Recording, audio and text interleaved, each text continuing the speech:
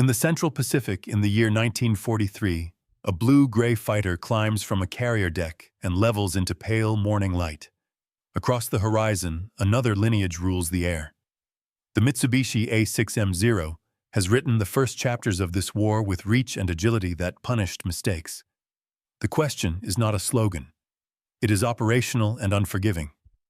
Can the United States Navy field a fighter that ordinary deck pilots can fly hard day after day, that will survive hits, finish the attack, and bring its pilot home? The newcomer is the Grumman F6F Hellcat. It is larger than its predecessor, heavier in armor and fuel protection, and armed with 6 heavy machine guns that shorten fights. It is also embedded in a system that has been learning since Coral Sea Midway and the long struggle for Guadalcanal. Radar watches the empty distances. Fighter direction officers speak precise bearings and heights. Essex-class carriers cycle aircraft with practiced choreography. The Hellcat is meant to fit this machine and make it decisive. The Zero remains dangerous. Its light structure and long range excel in horizontal maneuver at medium altitude. Draw a heavy fighter into a flat turn, and patience will kill. But the calculus is changing.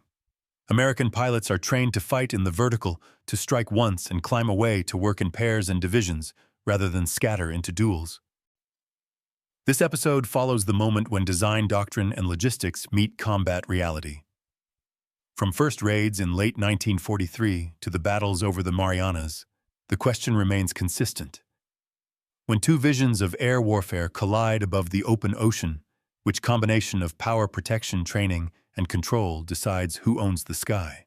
In the first year of the Pacific War, the Mitsubishi A6M Zero set the tactical terms of combat. It could climb quickly, turn tightly, and range far from its bases across island chains that stretched beyond the horizon. Early encounters at Coral Sea Midway and the months over Guadalcanal taught the United States Navy 2 linked lessons. A rugged carrier fighter must survive the first mistake, and a doctrine built on altitude teamwork and controlled energy can blunt an opponent that lives on the flat turn. Those lessons shaped requirements that moved from carrier decks to drawing boards and back again at speed. The Bureau of Aeronautics asked for a successor to the Grumman F4F Wildcat, that any competent deck pilot could fight hard and land safely in crosswind and spray. Grumman's answer was not a delicate duelist, but a power fighter made for the sea. The airframe would be strong and forgiving. The landing gear would be wide and sure-footed on pitching decks. The cockpit would sit high with clear forward and downward visibility for the groove. Protection would be part of the structure rather than a retrofit. Self-sealing fuel tanks and pilot armor would be standard. Firepower would increase to 650 caliber Browning machine guns with ample ammunition so that one pass well flown could decide a meeting. At the core sat the Pratt & Whitney R2800 Double Wasp. The Navy had seen what excess power could do for climb rate acceleration after a dive and the ability to hold vertical maneuvers without stalling into the Zero's preferred circle fight. The engine also promised durability under the salt heat and maintenance tempo of carrier warfare. Grumman built to that reality. Access panels simplified work. Systems were routed with an eye to repair at sea. Nothing about the design assumed calm airfields or long hangar time. Doctrine matured alongside metal. Squadron trainers formalized tactics that early aces had improvised. The THAC weave and related mutual support patterns taught pilots to remain in elements and divisions, and to force an attacker to cross the combined cones of fire. Gunnery programs insisted on discipline at close range rather than wasteful long bursts. Navigation and instrument work received emphasis because Pacific weather could erase a horizon in minutes, and a fighter without a clear instrument scan was a fighter lost. Above all, the culture shifted from individual duel to team intercept. An unseen layer completed the picture. Shipboard radar could see raids long before a canopy could. Fighter direction officers learned to read bearing range speed and altitude, and to translate that into vectors and heights for multiple divisions at once. The voice procedure became spare and specific to avoid clutter. Controllers also learned the geometry of fuel states and deck cycles so that fresh sections were always climbing, while others recovered and rearmed. The Essex-class carriers entering service made this orchestration possible at scale.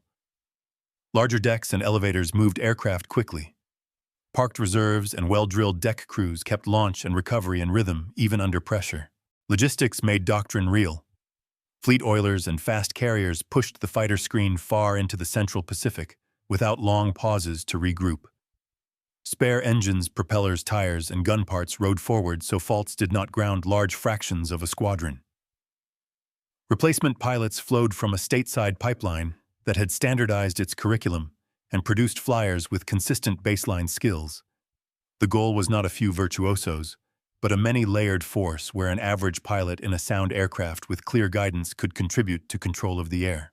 Across the water, the Zero remained a dangerous instrument, and Japanese naval aviators remained skilled. The aircraft's light structure and low wing loading gave it superb low-speed handling and a tight, sustained turn.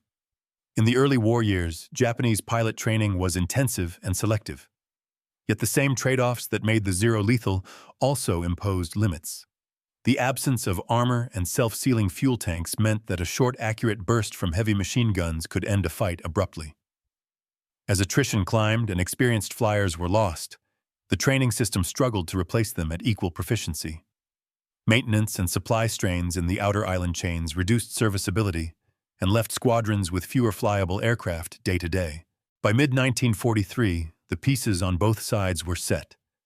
The United States Navy would bring radar-guided interception, layered combat air patrols, disciplined mutual support, and a fighter optimized for vertical tactics and survival.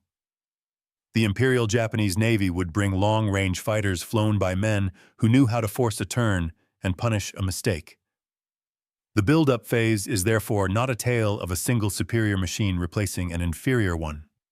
It is the convergence of engineering choices, training methods, deck operations, and logistics into a system that can absorb friction and still project strength. When the first Hellcats launch on combat raids across the Central Pacific, they are not simply testing an airframe. They are testing whether a fleet that has learned to measure its sky can now own it. Late summer 1943, Central Pacific. Carrier task groups shape for the first trials of the new fighter. Dawn over Marcus Island brings a rehearsal for the method the fleet intends to repeat. Radar picks up scattered contacts. Fighter direction assigns headings, altitudes, and speeds in clipped phrases. Hellcats climb in pairs, then in fours. The first passes are deliberate. Slashing dives break cohesion. The new fighter proves it can take a burst, shrug off holes in a wing, and regain altitude to re-attack. On recovery cycles, deck crews refuel, reload, and push the next sections to the catapults without delay. The lesson is operational, not theatrical. The machine fits the deck rhythm. October 1943, Wake Island. The fleet tests longer legs and strike escort. With external fuel tanks, the Hellcat escorts dive bombers and torpedo planes to the target and back while still answering radar calls for intercepts that threaten the formation. Pilots report that the aircraft accelerates decisively after the pushover. When pressed at low speed, they extend vertically rather than accept a flat turn. Gunnery notes emphasize convergence settings and short, close bursts. Debriefs stress the same warnings. The Zero remains lethal when it drags a fight into the horizontal. Keep altitude. Attack in the vertical. Work as an element. Do not chase a single adversary to the deck. November 1943. The Gilberts. Tarawa and Makin demand day after day of protection over transports and beachheads within range of enemy fields. Combat air patrol stacks above the fleet in disciplined layers. Controllers move sections like pieces on a board to meet raids before they cross the outer destroyer screen. Weather introduces its own hazards. Rain squalls and low cloud banks obscure bearings and trap careless pilots. Instrument training shows its value. Lost aircraft recover by voice and needle rather than by luck. On strike days, the escort pattern becomes rote. Hellcats hold a loose box around attack aircraft on ingress. At the initial point, they surge ahead to sweep the target airspace, then fall back to shepherd the formation home. The cycle repeats until the beachhead holds. January 1944, the Marshalls. Kwajalein and Roy Namur shift the scale from raids to sustained air superiority. The fleet brings more carriers and more sorties per day than the enemy can answer. Hellcats with external fuel tanks leapfrog between combat air patrol and forward sweeps over enemy strips. Cratered runways and burning revetments mark the suppression effort. Maintenance lines hum on deck. Armorers feed belts of 50 caliber into wings and check link counts and feed paths. Engine crews change plugs and magnetos in heat and salt. The aircraft reveals another trait prized at sea. It forgives hard landings and hot launches that would sideline lighter types. Serviceability stays high despite tempo and deck motion. Pilots refine entry geometry. Intercepts begin with altitude advantage, not with a rush to the first contact. Two fighters roll together. One shoots while the wingman covers the extension and the climb. If the bounce misses, the pair resets rather than tighten into a sustained turn. Radios stay uncluttered. Calls are position, energy, and intent rather than emotion. The vertical fight becomes habit. On rare occasions when a Hellcat accepts a circle fight, the Zero's low wing loading takes over, and the American pilot must break away with a dive or risk being saddled. These episodes reinforce the discipline of the brief. Across these operations, the enemy adapts where he can. Zeros appear higher with sun at their back. Decoy pairs attempt to pull the cover away from bombers. Pilots with deep pre-war training still show deadly patience at medium altitude. Yet each week the number of enemy aircraft that can be launched and recovered falls. Supply runs to outer fields grow irregular. Spare parts thin out. Squadron strength on paper does not match flyable numbers on the line. Spring 1944, the approach to the Marianas. The fleet rehearses for a larger collision. Fighter direction officers drill new teams on bearing rings and time to intercept.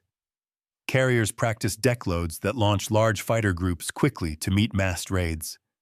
Strike leaders standardize spacing altitudes and rendezvous points, so escorts and bombers arrive together, rather than in a trickle that can be defeated in detail. The Hellcat is now present in every frame of the plan. It guards the fleet. It clears the route for strikes. It pins enemy air forces to runways and dispersal bays with sweeps that begin before dawn and resume after refueling at sea. Individual combats yield small hard lessons that circulate by squadron letter and briefing board. Aim for engines and wing routes. Do not waste ammunition at ranges where tracers tempt the eye but rounds disperse. If a Zero rolls to follow a dive, pull through the vertical and watch it lose energy on the climb. If a section is bounced, call the brake and cross the cones of fire rather than split into two isolated singletons. Always keep one eye on fuel. The ocean that protects the fleet will not forgive a fighter that dallies too long over a distant atoll. By early summer, the opening moves are complete. The Hellcat has moved from debutante to routine presence. Deck crews trust it. Controllers know what climb rates and speeds to expect when they push a division toward a raid. Pilots understand what the aircraft will do when asked for a steep dive, a hard pull, or a bolter onto a heaving deck. The Imperial Japanese Navy's air arm still has teeth, but the geometry of the fight has shifted. The next act will test whether a system built around altitude control, radar direction, disciplined formations, and a tough power fighter can dismantle massed strikes before they touch the fleet. June 19th year, 1944, Central Pacific. The invasion fleets lie off Saipan, while the United States Fifth Fleet forms a shield of carriers, battleships, cruisers, and destroyers. Dawn lifts from a flat gray sea. On each flight deck, Hellcat divisions sit armed, fueled, and already briefed. Shipboard radar wakes first. Controllers read the scopes and call bearings, ranges, heights, and speeds with unhurried cadence. Fighter direction officers build the ladder. One division at high altitude. One division below and ahead. Relief divisions warming on deck. The intercept begins before any pilot sees a wingtip. The first Japanese strike crosses the outer line at long range. Hellcats arrive high with speed in hand. Elements roll from sunside and make slashing passes. The intent is not to duel. The intent is to break the formation before it can descend through the picket ships. Pairs fire short, close bursts, then climb to reset. Zeros try to drag them into a level turn. The American fighters refuse the invitation and keep the fight vertical. Broken bombers drop ordnance to lighten and turn away. A few continue and meet fire from directors that now marry radar range to proximity fuses. The carriers do not take a hit in this opening exchange. The deck crews keep the landing lanes clear. Combat air patrol sections cycle with fuel and ammunition, measured against new vectors already forming on the boards. The second wave arrives from a different bearing and height. Controllers move the latter without drama. A high division takes the first bounce. A mid-band division cleans the gaps. A low division watches for leakers and keeps station near the pickets. Radio discipline holds. Calls are sparse. Tallies short. Breaks called in plain compass language. Where the enemy closes the distance, the Hellcat's protection proves its worth. Hits that would have shredded lighter types punch holes but leave control. Pilots nurse wounded aircraft back into climb and re-attack. A few glide to friendly decks with gear doors half stuck and tires worn to cords. The recovery crews catch them and clear the wires for the next section without pausing the cycle. By midday, the pattern feels mechanical. It is not easy. It is practiced. Raids arrive as tracks on a scope. Vectors go out. Divisions climb. Slashing attacks, fragment strikes. Anti-aircraft guns catch fragments. Deck crews rearm, refuel, and relaunch. The fleet remains intact and mobile. Pilots land with empty belts and fuel needles at the red line. New pilots launch with fresh belts and clear heads because the voice on the controller's net is the same calm tone they heard in rehearsal. The Zero remains dangerous in every individual merge, yet the system denies it the setting where a level fight at medium altitude punishes heavy wings. Late light brings the last large attempt. Sun angle favors the defenders.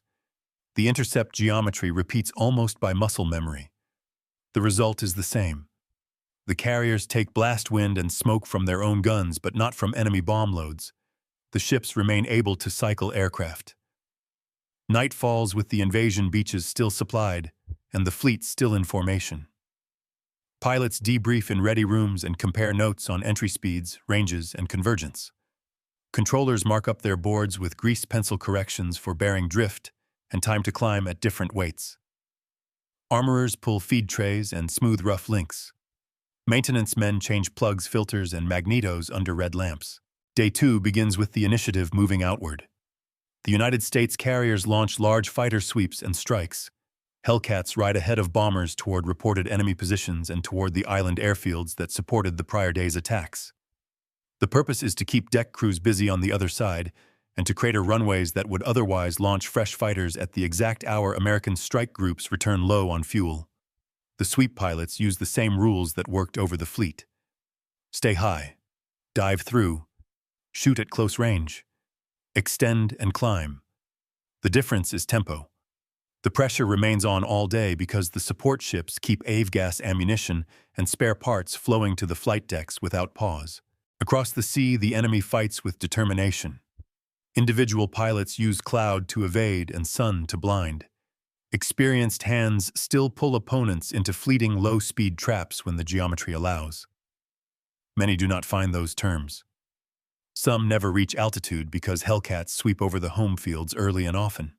Others launch but cannot form up as craters spread across the runway thresholds. Losses in aircraft and men accumulate on both sides, but the exchange again trends one way. The fleet returns to its stations with most decks still turning. The turning point is not a single flaming pass. It is the clean alignment of elements that had been built for 2 years. Radar stretches the horizon. Fighter direction translates tracks into vectors with fuel and deck cycles in mind.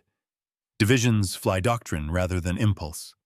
The aircraft itself absorbs damage that would have ended sorties and preserves energy that converts vertical separation into repeated shots.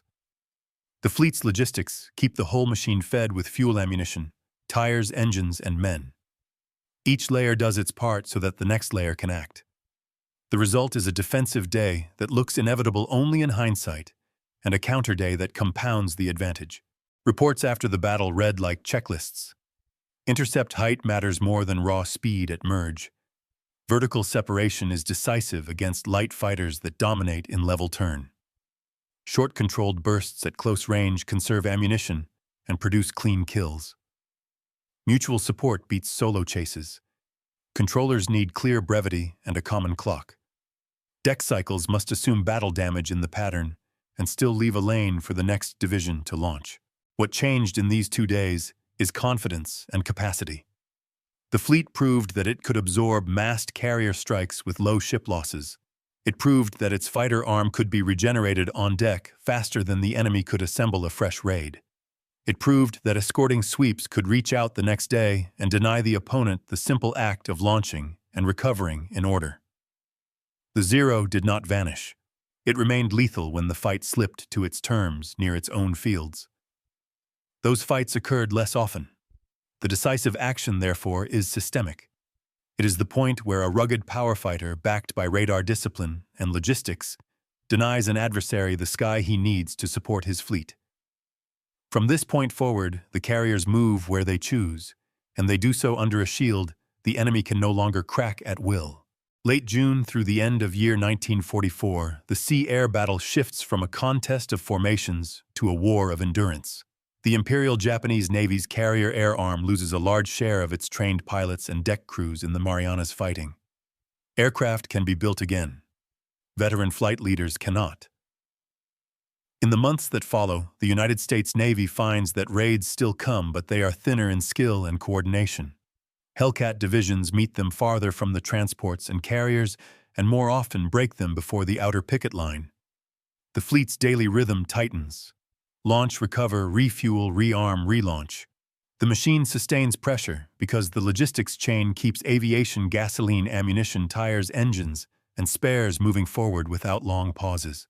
The consequences are immediate ashore. With Saipan, Tinian, and Guam secured, heavy bomber units arrive and begin long-range missions toward the Japanese home islands. Those airfields exist because the invasion convoys reached the beaches and held them under a shield that massed carrier strikes could not pierce. The Hellcat does not own that achievement alone.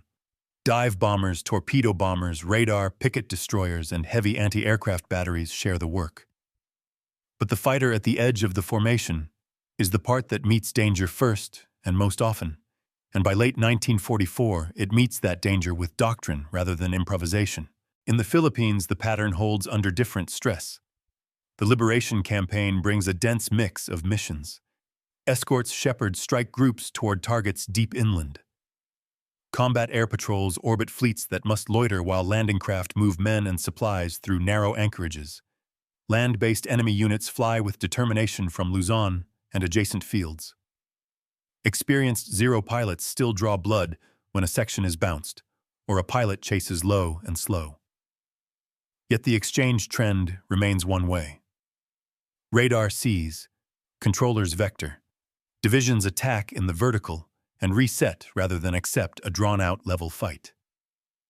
When new special attack tactics appear, the burden on the fighter force grows heavier. Intercept early. Break up formations before they can choose a ship to die upon. The Hellcat's toughness matters in those brief, violent merges when a single missed burst can mean a closing aircraft within seconds of the outer destroyer screen. Losses accumulate on both sides. Exact figures vary among action reports and post-war tallies. What remains consistent is that the fleet stays intact enough to keep the operational schedule. The carriers deliver strikes on the day planned rather than the day after recovery from damage. Transports unload by daylight rather than under emergency moves at night. That reliability is a strategic asset. It allows the larger campaign plan to proceed at tempo. It also means more pilots survive to pass on techniques that reduce waste and increase effect. After action notes from this period emphasize the same points learned earlier. Enter with altitude. Fire short and close. Climb out together. Keep radio calls brief and precise. Accept no horizontal duel if a dive will reset the fight. On the Japanese side, the strategic consequences grow severe. The industrial base loses access to raw materials as sea lines constrict. Fuel shortages bleed training hours from new pilots and limit the number of sorties that can be flown by those at the front. Maintenance suffers at forward bases, where spares and skilled ground crews become scarce. The Zero remains a sharp tool in the hands of a master. There are fewer masters each month. Ad hoc units rise to fill gaps and brave men fly them. They face opponents who have accumulated 2 years of practice and who fight within a well-coordinated system where a controller's calm vector is often the start of the end. By early year 1945, around Iwo Jima and later Okinawa, the work turns grimmer. The Hellcat spends long hours on station above picket destroyers that bear the brunt of early warning.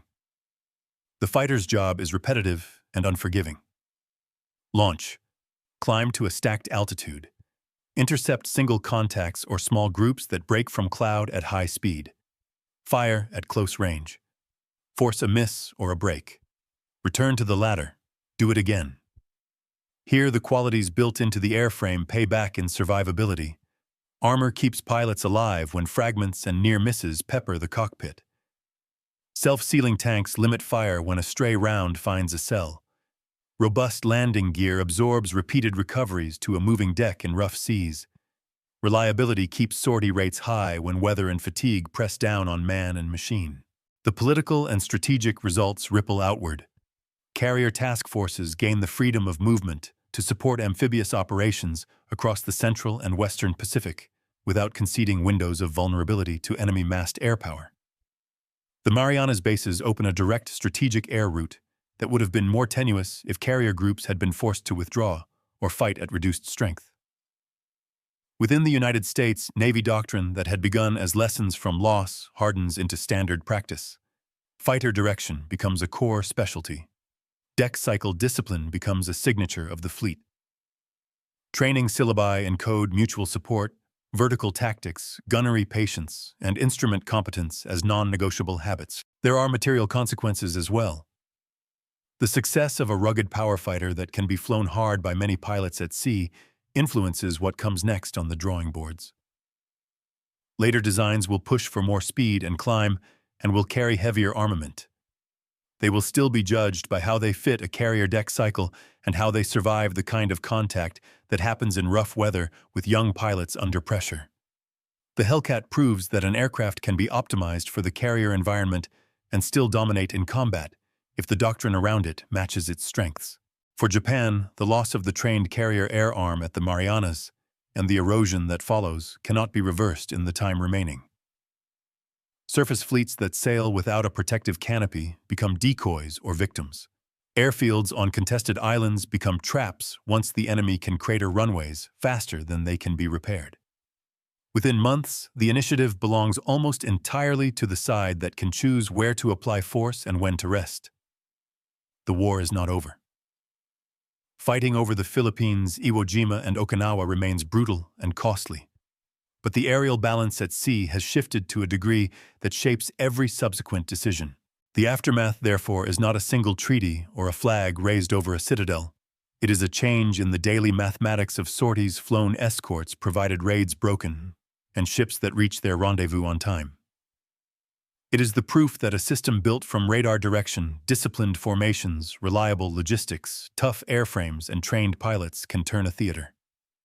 The Hellcat is visible in that story because it is often at the center of the frame. The deeper truth is systemic. The United States Navy learned what it needed to own the sky above its fleets and then reproduced that result across months and oceans until the enemy could no longer answer in kind. Historians looking back at the Central and Western Pacific conclude that the Hellcat's impact was systemic rather than singular. The aircraft fit a navy that had learned to fight an air war at sea with radar direction, disciplined formations, and precise deck cycles. Its protection and power allowed ordinary but well-trained pilots to execute vertical tactics that denied the Zero its preferred fight. In this view, the Hellcat is the right tool placed into a machine that already understood how to turn losses into doctrine and doctrine into repeatable results. The legend of a duel between two airframes yields to the record of a fleet that synchronized sensors, fighters, guns, and logistics. A second consensus point is that the turning of the air war rested as much on training and replacement as on performance numbers. The United States Navy created a pipeline that produced thousands of competent aviators with shared procedures and a common vocabulary on the radio. The Imperial Japanese Navy began the war with elite pilots and a very high standard, but could not replace losses at the same rate or with the same hours in the cockpit. When combined with fuel shortages and maintenance strain, this imbalance narrowed the tactical envelope in which the Zero could dictate terms and widened the envelope in which the Hellcat could impose them. There are debates that remain. Exchange ratios vary depending on how shared and probable victories are counted and whether ground losses are included. The relative weight of radar fighter direction versus aircraft qualities invites argument because action reports often blend the two.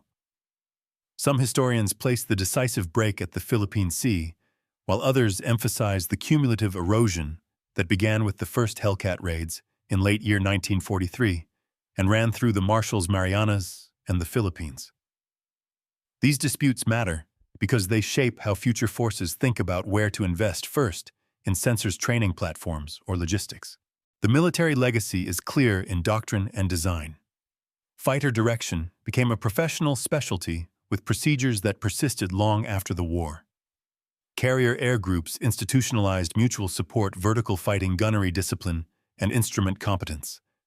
Aircraft designers carried forward the lesson that power and protection must be balanced for deck operations and for the kind of repeated contact that carrier warfare demands. Later fighters would be faster and more complex, but they would still be judged by their fit to the deck cycle and their tolerance for hard use by many pilots in varied conditions. Culturally, the Hellcat stands as a symbol of mid-war maturity. Museum examples and period film show a large blue fighter clawing into Pacific skies from wooden decks, while armorers slam home belts and directors call vectors. The story sometimes compresses into a simple boast about an aircraft that humiliated a rival. The record warns against that simplification. The Hellcat's strength lay in how it worked inside a system that created altitude advantage, radio clarity, and constant pressure while husbanding pilots and machines for the next day's launch. One-sentence conclusion and call to action. The Hellcat did not win by myth, but by method. And if you want the evidence as it was written at the time, the reading list in the description will guide you through the report's logs and analyses that shaped this assessment.